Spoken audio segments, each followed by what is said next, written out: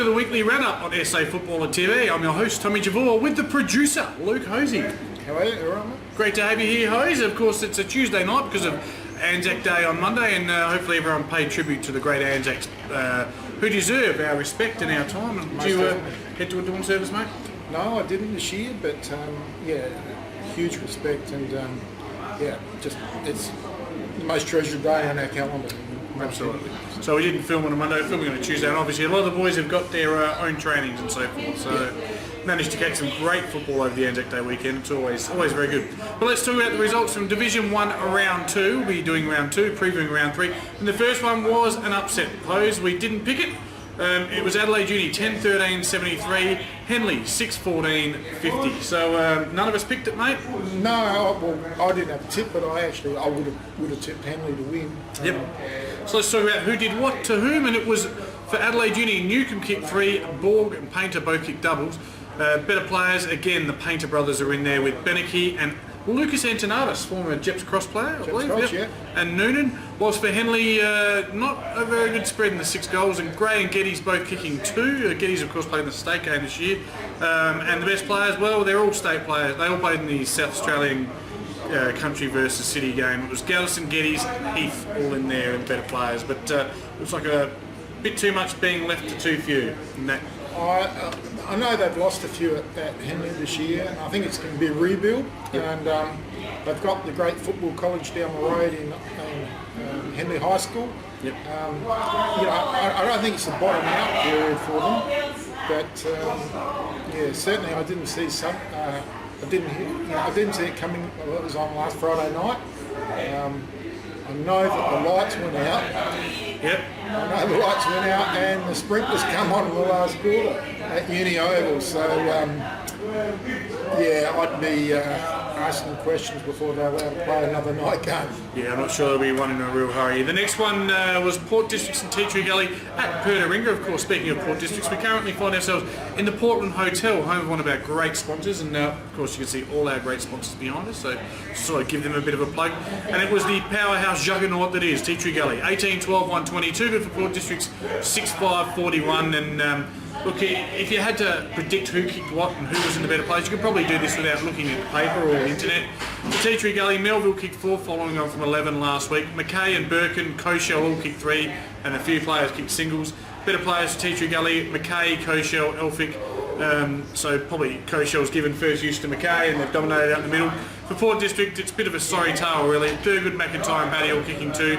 The only contributors to the scoreboard whilst McIntyre, Gaffney, and Hales were in the better players. All the good ruckmen have left Division 1 this year. I mean, last year there were a fair few good ruckmen. Not all of them, but yeah, certainly. Yeah, but the top-notch ones, and leaves Coshell on his own really, and he's going to give first use to that footy all the time to guys like McKay and Hand and Co and Mitch Sandry. He is going away for a large chunk in the middle of the year to go overseas, I'm told. So I'm still worried about their ability to clunk one up forward, and but Port Districts are, they've got too many good players to only kick, 5 goals 5 or whatever, 6 goals 5 in a game of footy. I mean, there's some really good names in that side, and I'm just surprised, they're struggling a bit, and hopefully they come good down there.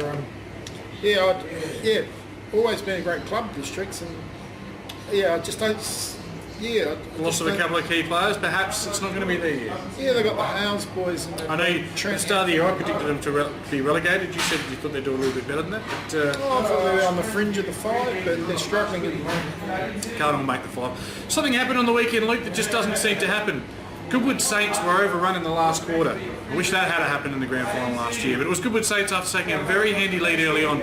Goodwood Saints 13-10-88, Ross Trevor 14-11-95, a 7-point win. Goodwood up 6 goals to 3 at quarter time, still up 11 goals to 9 at 3 quarter time, and the Rocks have come home with 5 straight goals and they've got the job done. So well done to Ross Trevor, that's a huge win. Goal kickers, Kamain bobbed up again with 5, Honch kicked 3, Jordan kicked 2. Better players for Ross Trevor were O'Malley, Medhurst and Wilkie. As our studio audience stops to say hello. For Goodwood Saints, Anderson, Gelling and Scarra all kicked 3 with Debs kicking 2. Scarra, Bryce and Bayliss in the better players for Goodwood. I wouldn't say panic stations just yet for Goodwood, but They've lost unusual to see 8 them lose a game. Yeah, but they've lost 8 blokes from last year, including Matty Ullman's retirement and things like that. Another tall who can play as a ruckman, so they've lost a couple Yeah, of ruckmen there. they've lost 8 first-time players, and I've actually predicted them not to make the final. Wow, that's just crazy talk. Oh well, I thought they'd finish 6th. You've got to have an opinion. You've got to put it down on paper. I did that last week. My side, and I thought Ross Trevor might just sneak into the 5. To me, there might be a bit small Ross Trevor around the field, and I think Goodwood will be like Henley. They'll just take stock this year. Get on to the next one, mate, because I was at this one. It was Payton North Union 15-17-107, Unley Mercedes Jets 9-12-66. Payton pretty much in control all day, fairly even at quarter time, but Payton up 9 goals to 4 at half time, and able to keep Unley at an arm's length, 5 or 6 goals up. We'll get into the goal kickers and best players. Strato Agorostis kicked 4. Now, I think it might have been his debut. This is someone that Trev talked about in Magoo's Corner all last year. Ended up winning the goal kicking. Trev said he's seen enough of him to know he can play Div 1 footy, and he's found a role. And he's very much about playing a role under Gary McIntosh. Whether you're the fast forward, the big forward, or any of these new terms in the press, Strato did a great job from what I saw. Except for when he tried to be tough. That was a little embarrassing. Paul Lowe and his brother Athers, we call him, kicked 2. Nick Jolly and Liam Davis combined with 2 each, and once again Tyler Bemacone, he's a goal kicking machine, bobbed up with 1. Best player for Payton for 2nd week in a row. Pierce Seymour, the young boy's quite amazing. How a league club didn't pick him up in the off season is beyond me. Mac Haynes, a young 18-year-old, and dangerous, dirty, filthy Dave Aston, coming from the D grade last year, dominated in ruck, gave Payton first use, along with Nick the Situation Jolly. Chase Bow, Bob. How are they working that up there with Davis and Jolly up forward? Not sure, mate, not sure. And so you're not saying? Okay. So Didn't see enough. I was more looking at the Unley side of things, where I saw Luke Harder and Walk, Harder kick 3, Walk kick 2, and a multitude of singles. Petch, Cabaz, Virgin, Stewart and Moss and the better players. Luke Harder kick 3. If he wasn't in their top 5 players, I'll eat my hat, I'll eat your hat. He is a strong man at the contest. He looked like the most dangerous player that Unley had to me on the ground. I was looking at a different game. I said last year in June he'd win the Div 2 medal. Yeah, you said he was the best player in amateur league. He's and the best player. Everything I've seen from the WAP dog has been fantastic. Very strong. We actually didn't have a match up for him in the end. I thought he won and won well and looked dangerous every time he went near the ball. He's a gunner. Yeah, he is. And he wears a little pineapple on his hair as well, so you always know when he's got the ball. So well done there. And our game on. It was on Anzac Day on the Monday, and Prince Alfred went out to Salisbury North, and we were all a little undecided on how this one would play out. It was Prince Alfred 19-14-128, Salisbury North 11-4-70. Salisbury North up 9 goals to 6 at half time, and basically they went to sleep. There's not much else, no other way to put it. Look, J.R. Thomas, you talked about him a little bit in the SA Footballer this week, didn't you? Yeah, I actually wrote in there last week, and I got a fair few emails and texts and calls. I actually put J.R. Thomas as their barometer. Yep. He makes their side walk tall. And I didn't mention any other Prince Alfred player in the write-up, because I think he's that good. I don't think he's their best player, but he's the most valuable player to them because he makes everyone walk taller around him. Yep. Because he doesn't put up with any crap, Yep. and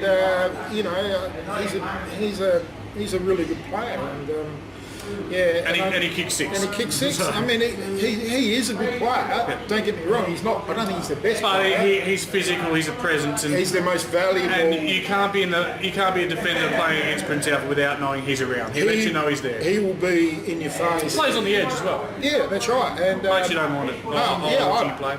I've only ever coached against him, and you can only admire him through respect. So I'm not saying he does anything wrong. In fact, I'd love to have him in Exactly my right. side. So yeah. Other goal kickers, mate. Rocket, Clayfield, Pitt and Ashby all kicked 2 as the locals get a bit restless at the Portland Hotel.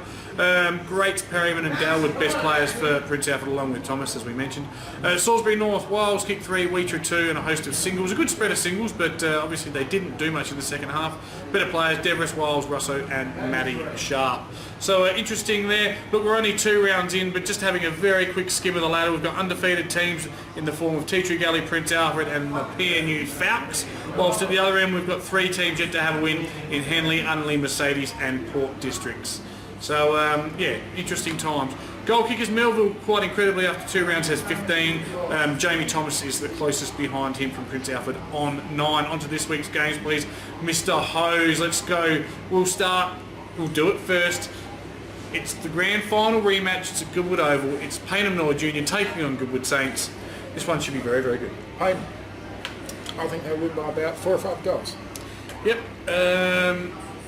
I've watched Payneham now only once this year, so I wouldn't say I'm the best and the most neutral person to discuss Payneham, but I love the structures, I love the setup, I love the teamwork they've got going. They're a tight-knit group. The no DH factor that Gary McIntosh brings to the club. You can't be a tool and be at Payneham anymore. Those days are gone. I'm still there though. Goodwood Saints, you can't do anything but admire them. We talk about them all the time, but 8 players out. Small Goodwood Oval, they play it so well. I think Payneham just. I hate to be against Goodwood. Oh, I think 4 or 5 goals. I think Payneham are that good. After their fade out, Salisbury North will be keen to make amends. They head to Henley Oval. Henley looking for their first win of the year. Can they get it? No, not against Salisbury North. I think Salisbury North are a top 3 side still. Yep. And well coached, and with Dallas Wiles there as well. Yeah, I just think they're a good side. Yep, I'll agree with you on that one. I'll take Salisbury North. Only Mercedes Jets. What I saw impressed me, but I still think perhaps they maybe haven't recruited for Div 1. We fell into that trap many years ago. You've got to recruit, and they've lost players in White and a couple of others. These same players that were so successful in Div 4 will find Div 1 a lot harder. Come 4th quarter, come 25-minute marks to the 3rd quarter, and that's when they get away from you. Well, they've jumped that quickly. They've gone from Div 4, Div 3, Div 2, Div 1, and these guys are going to find their feet coming to Div 1 because this is a lot quicker than Div 2. Yep. And, you know, this is a real acid test, you know, playing at Div 1 level. And, you know, if you don't recruit to play Div 1 footy, if you don't recruit Div 1 footballers like Luke Harder and the sorts, you're going to go back in a hurry. Yeah. And look, they're taking on Adelaide Uni. So who are we talking about now? I've just changed the bloody screen. So where were we? We were on Jets. Yeah, taking on Adelaide Uni. Look, Adelaide Uni have got. Well, they've had their first win, and they've been in Div 1 for quite a while. Yeah, I'm taking Ungley. I reckon they'll get their first Division 1 win. At Kingswood Oval? Yeah. It'll be a very close one. I'll take Adelaide Uni for mine on the improve. Sorry for losing my way there. Ungley for their first Division 1 win ever. Yeah, absolutely.